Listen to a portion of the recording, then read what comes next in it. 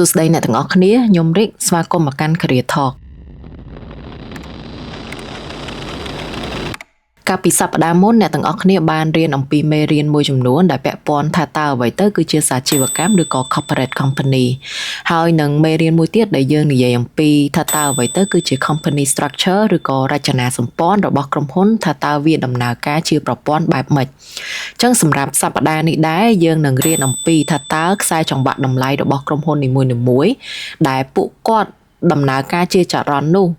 តើធ្វើយ៉ាងម៉េចដើម្បីរកចំណូលទៅក្នុងក្រុមហ៊ុននីមួយៗបានអញ្ចឹងតើអ្វីទៅគឺជាខ្សែចង្វាក់តម្លៃឬក៏គេហៅថា value chain នឹងខ្សែចង្វាក់តម្លៃគឺជាការប្រតិបត្តិជាចរន្តមួយដោយធ្វើឡើងតាមនាយកដ្ឋាននីមួយៗដែលពួកគាត់ស្វះស្វែងធ្វើការងារជាធ្លុងមួយដើម្បីឲ្យចរន្តនៃលំហូរសាច់ប្រាក់ទាំងមូលនឹងដំណើរការបានល្អ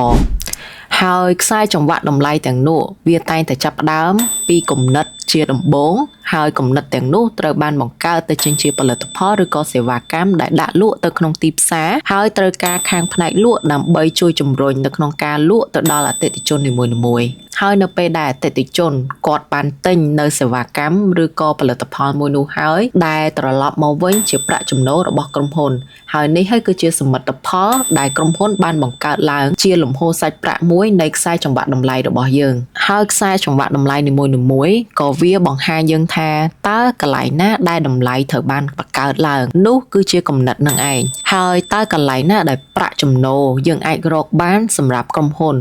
នោះគឺនៅពេលដែលគំនិតនោះបានបង្កើតទៅចេញជាផលិតផលហើយនិងសេវាកម្មហើយនៅពេលណាដែលកន្លែងដែលថ្លៃដើមរបស់យើងត្រូវបានកាត់បានអញ្ចឹងនៅពេលដែលសេវាកម្មឬក៏ផលិតផលគាត់លក់ហើយនៅពេលដែលគាត់កាត់ថ្លៃដើមគាត់នឹងរកឃើញចំណូលរបស់គាត់ដែលជាផលចំណេញហើយជាចុងក្រោយតើកន្លែងណាដែលមានហានិភ័យខ្ពស់នៅក្នុងការលក់ផលិតផលទាំងនោះអញ្ចឹងយើងនឹងទទួលបានសមិទ្ធផលហើយដូចគ្នាក៏យើងទទួលបានថាតើអ្វីដែលជាហានិភ័យប្រឈមដែលវាប៉ះពាល់ទៅលើសេវាកម្មឬក៏ផលិតផលដែលមិនធ្វើឲ្យអតិថិជនទិញផលិតផលឬក៏សេវាកម្មនោះហើយដើម្បីដំណើរការជាចរន្តមួយបាននាយកដ្ឋាននីមួយៗត្រូវប្រាប់បុគ្គលិកដែលជាជាន់ថ្នាក់ក្រោមរបស់ខ្លួនត្រូវយល់ដឹងពីខ្សែចង្វាក់តម្លៃនេះក្រុមហ៊ុនសាជីវកម្មឬក៏ corporate ភាគច្រើនគាត់មានលំហូរនៃខ្សែចង្វាក់តម្លៃរបស់គាត់ដូចជាទី1ការស្រាវជ្រាវទីផ្សារទី2ការរចនាផលិតផលឬសេវាកម្មទី3ការរៀបចំថវិកានិងការរៀបចំផែនការហិរញ្ញវត្ថុទី4 procurement and supply chain ទី5ប្រតិបត្តិការនិងផលិតកម្មទី6ការបង្កើតតម្រូវការទីផ្សារទី7ការបិទប្រាក់ចំណូលពីការលក់ទី8បទពិសោធន៍និងការគាំទ្រពីអតិថិជនទី9ការទុកទិន្នន័យឯកសារពីមតិកែលម្អនិងការកែលម្អនេះគឺជាការបង្វិលជុំមួយនៃគំនិតថ្មីមួយដែលផ្ដល់ទៅចេញជាផលិតផលឬក៏សេវាកម្មនឹងឯង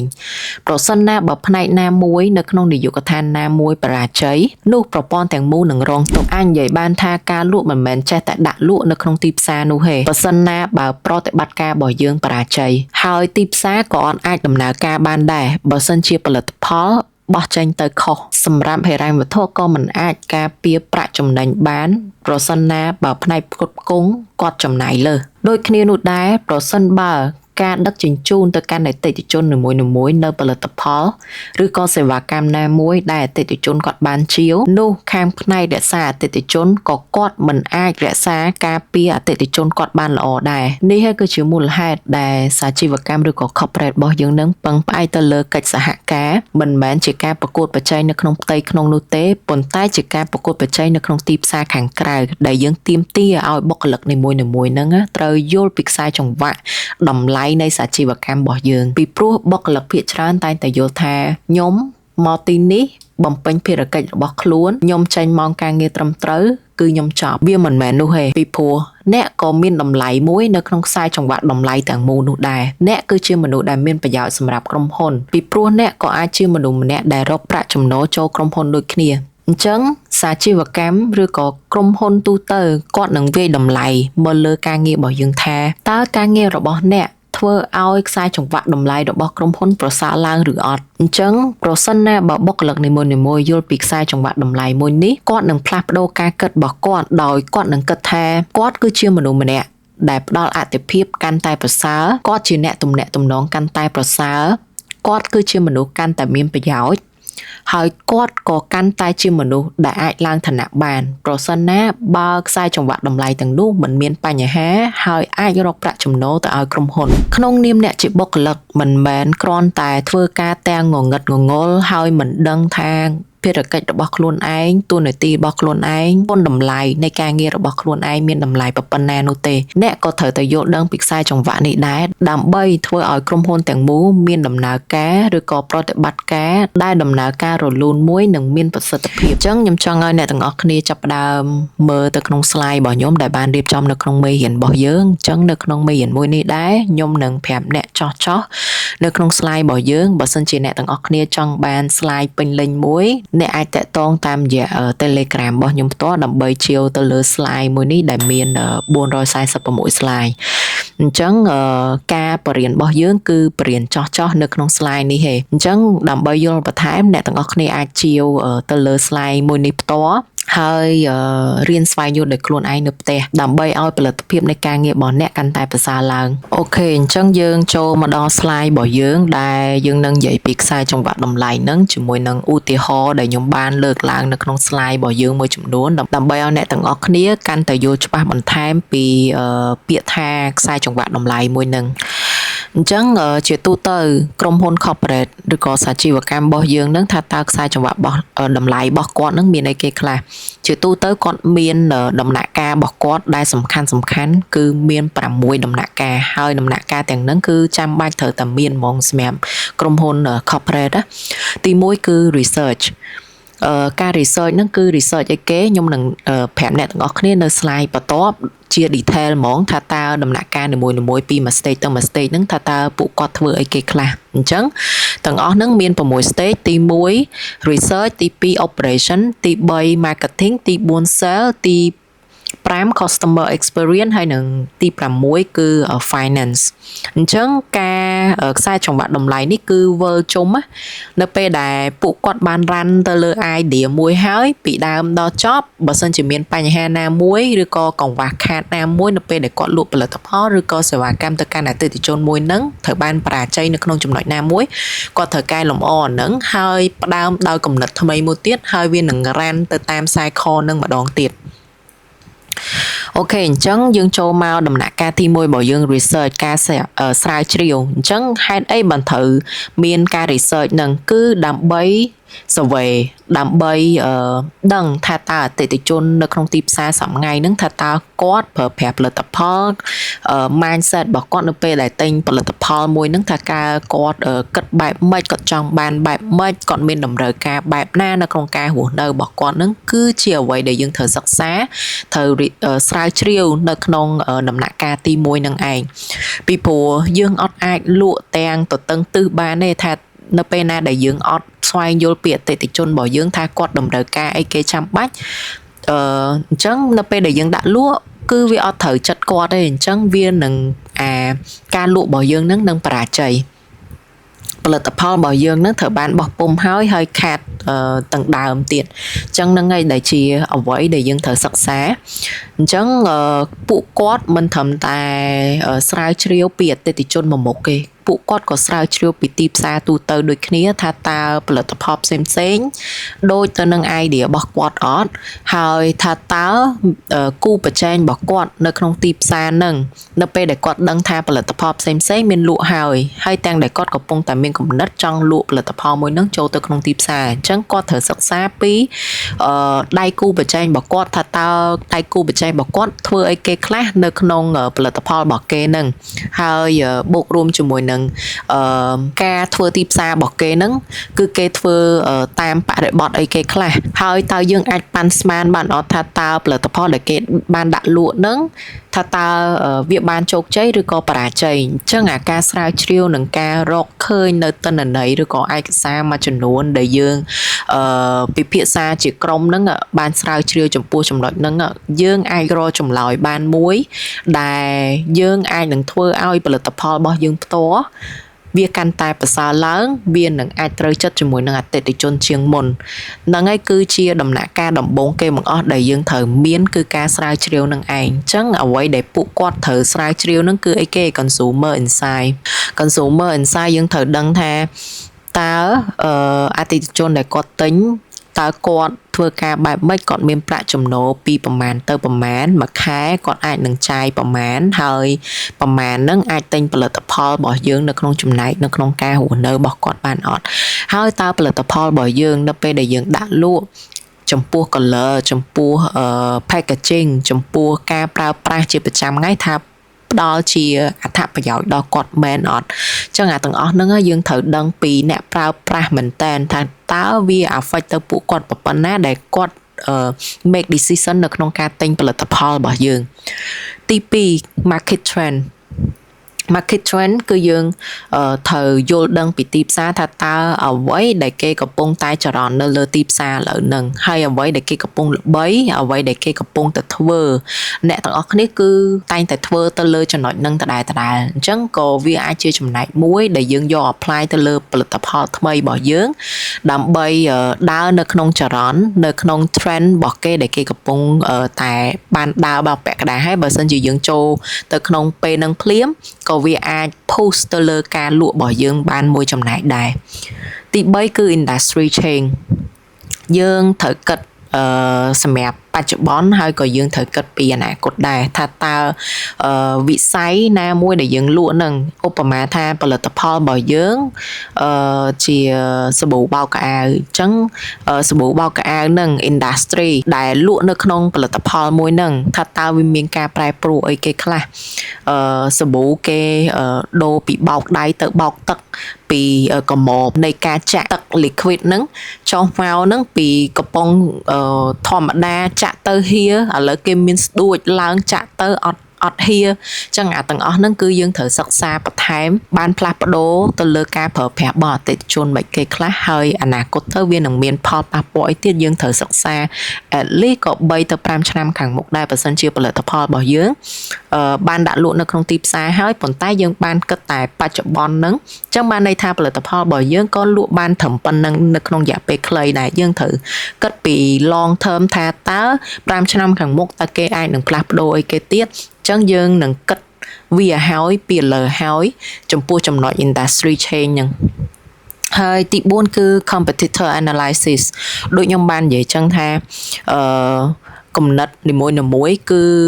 មានអ្នកគិតរួចហើយគ្រាន់តែអ្នកខ្លះគាត់ផ្ដល់សេវាកម្មឬក៏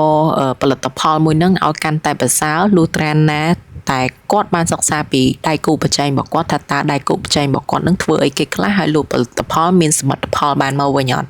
បើសិនជាគេមានចំណុចខ្លាំងចំណុចខ្សោយរបស់គេយើងអាចវិនិច្ឆ័យទៅលើផលិតផលឬក៏សេវាកម្មរបស់យើងថាតើយើងគួរតែច្នៃបែបម៉េចដើម្បីឲ្យគេ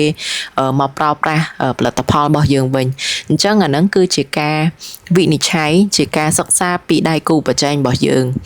ហើយទី4គឺ pricing strategy យើងត្រូវគិតពីតម្លៃដូចគ្នាដូចដែលអ្នកទាំងអស់គ្នាដឹងអញ្ចឹងថាតម្លៃគឺអត់ទៀងទាត់ហើយអត់ដែលថេមអត់ដែលមានចំនួនដែលថេគឺម្ដងចេះម្ដងចុះទៅតាមមាត់អ្នកថាទៅតាមបរិបទទៅតាមទីតាំងដែលលក់ទៅតាម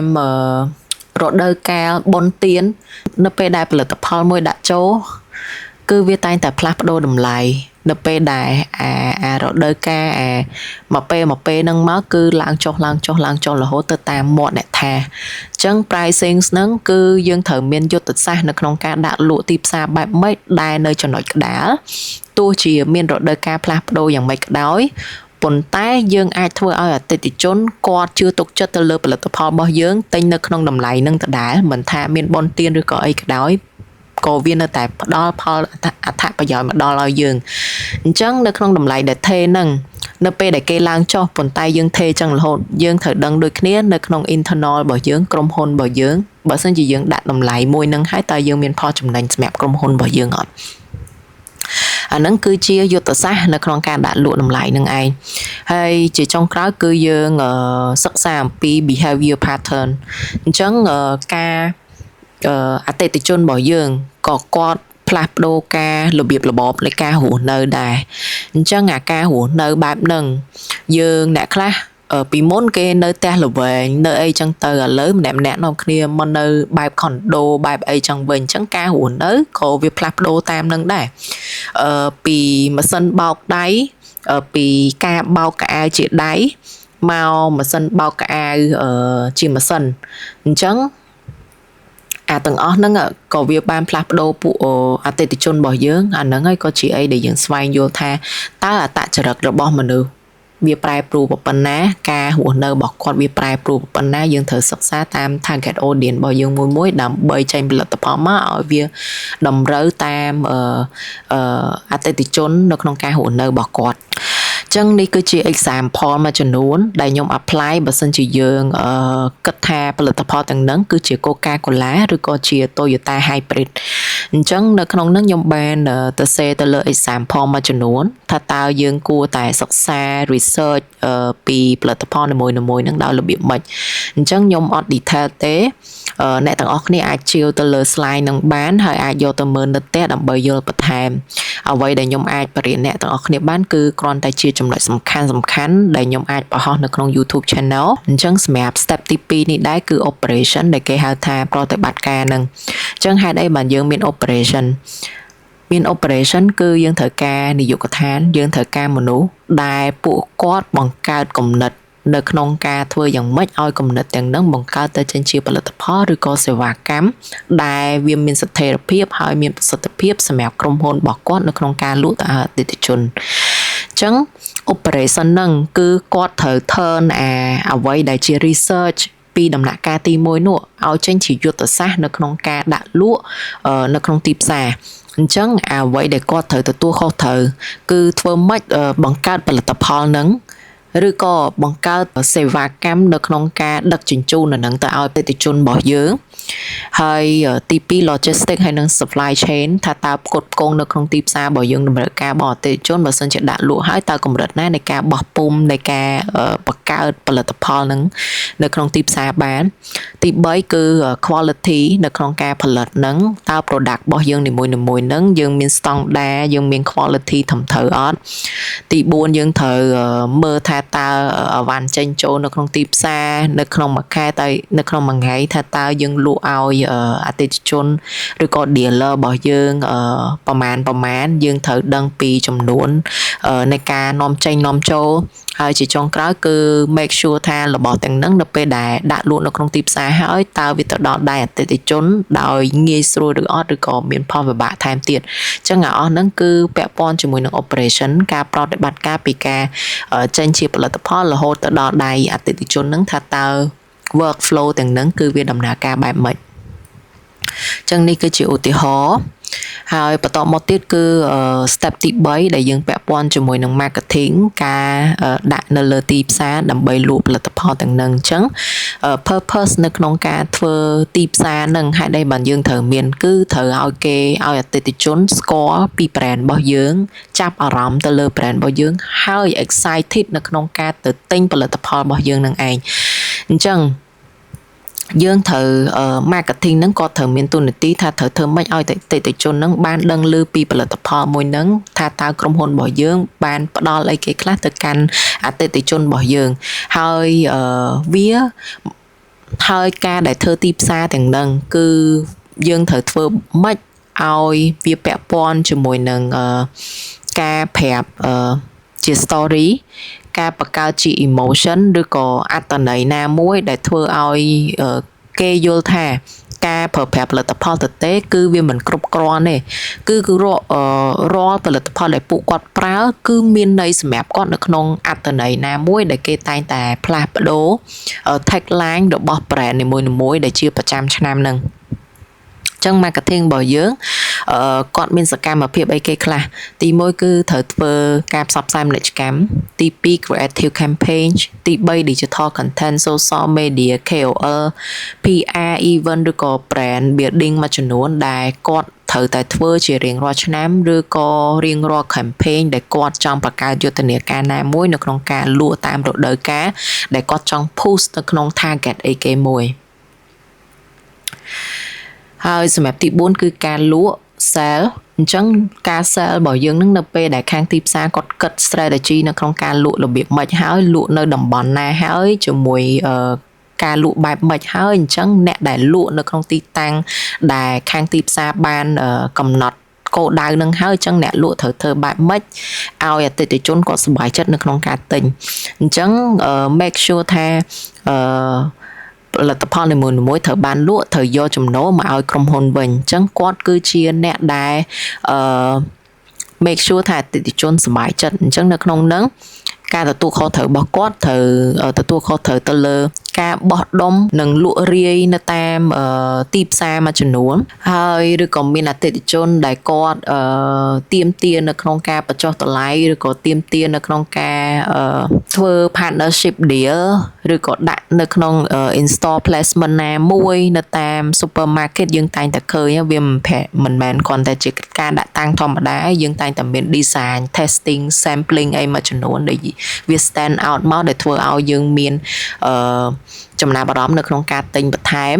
ហើយជាចុងក្រោយគឺការធ្វើ promotion ដាក់លក់នឹងនៅក្នុងតម្លៃ discount ណាមួយដែលតាក់ទាញអតិថិជនបន្ថែមអាហ្នឹងគឺជាការងាររបស់ sale អញ្ចឹងបន្តមកទៀតគឺ customer experience សម្រាប់មួយនេះដែរខ្ញុំឃើញថាក្រុមហ៊ុនទូទៅឬក៏business មួយចំនួនគឺគាត់អត់បានដឹងពីចំណុចនេះទេសម្រាប់ខ្ញុំ customer experience គឺសំខាន់អញ្ចឹងបើសិនជាយើងអត់ដឹង flow នៃការដើររបស់គាត់នៅមុនពេលដែលគាត់ទៅ make decision នៅក្នុងការទិញផលិតផលរបស់យើងទេគឺយើងនៅតែមិនយល់ជារៀងរហូតថាតើមូលហេតុអីបានជាផលិតផលរបស់យើងនឹងលក់អត់ចេញចឹង customer experience នេះយើងត្រូវតែធ្វើម៉េចឲ្យអតិថិជនគាត់សប្បាយចិត្តនៅក្នុងការទិញហើយគឺគាត់ត្រឡប់មកទិញវិញទៀតគាត់ស្រឡាញ់គាត់ទុកចិត្តគាត់ចូលចិត្ត brand របស់យើងអញ្ចឹងអានឹងគឺជាអីដែលខាង customer experience ហ្នឹងគាត់ត្រូវយកចិត្តទុកដាក់នៅក្នុងការលក់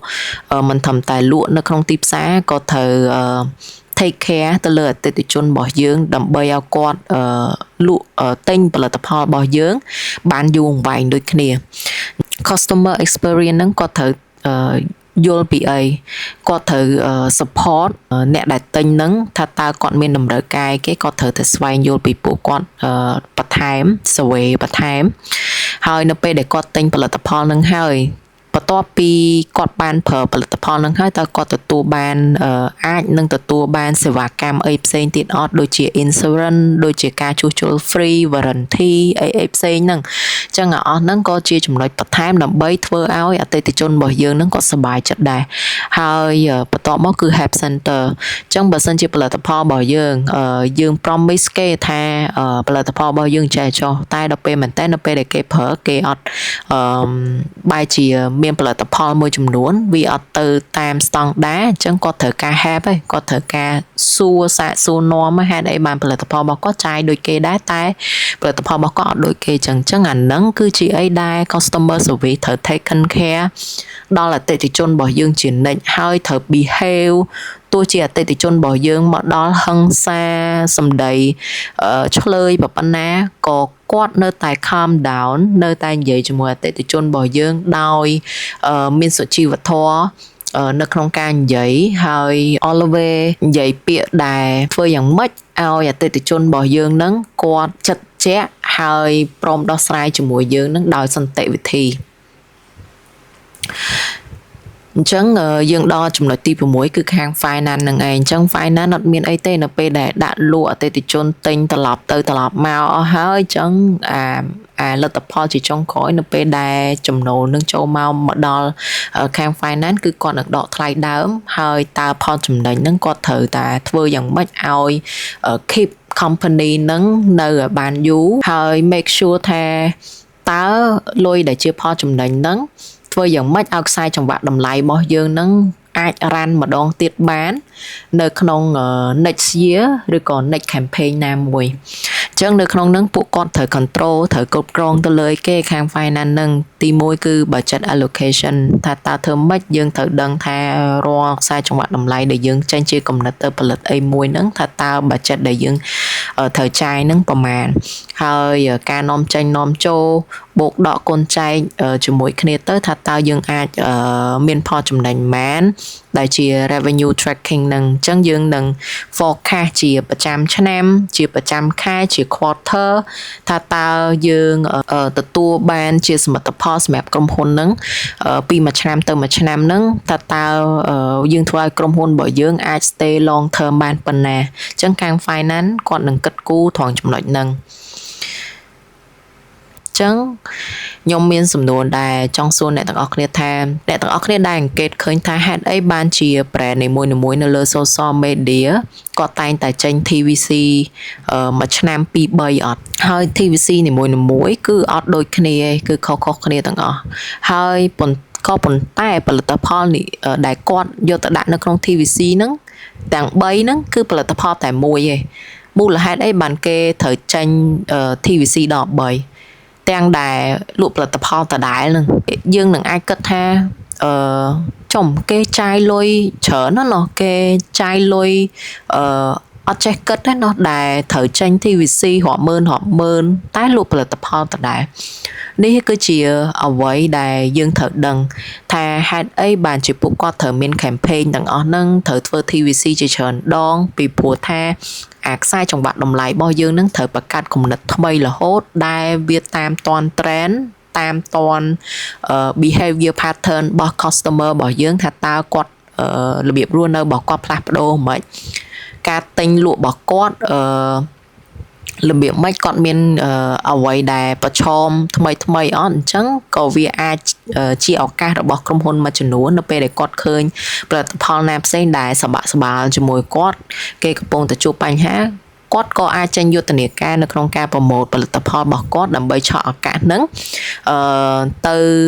fighting ជាមួយនឹងផលិតផលហ្នឹងហើយគាត់នឹងឈ្នះនៅក្នុងយុទ្ធនាការមួយហ្នឹងអញ្ចឹងផលិតផលរបស់គាត់នឹងលក់ដាច់នៅក្នុងពេលហ្នឹងឯងនេះហើយគឺជាអ្វីដែល